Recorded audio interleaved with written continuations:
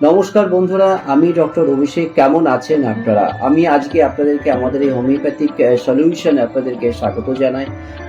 মরশুমের এই শেষ পর্যায়ে শীতের যে মরশুম চলে যাচ্ছে এবং সিজনাল চেঞ্জেস হচ্ছে এবং সিজনাল চেঞ্জেস হচ্ছে বলে কিন্তু আমাদের মধ্যে আমরা দেখতে পাচ্ছি বিভিন্ন ধরনের কাশি থেকে শুরু করে সামান্য জ্বর এবং প্রচুর পরিমাণে ঠান্ডা লাগা কিন্তু এটা লাগছে। বিশেষ করে বাচ্চাদের ক্ষেত্রে আমরা দেখছি। এর থেকে কিভাবে আপনারা হোমিওপ্যাথিক পদ্ধতিতে আপনারা ভালো থাকবেন তার কিছু গাইডলাইনস এবং তার কিছু ওষুধ আমি আপনাদেরকে সাজেস্ট করব। সবথেকে ভালো যে ওষুধটা আমাদের কাছে কাজ করেছে সেটা হচ্ছে জেলসিমিয়াম। জেলসিমিয়াম 30 আপনারা নেবেন।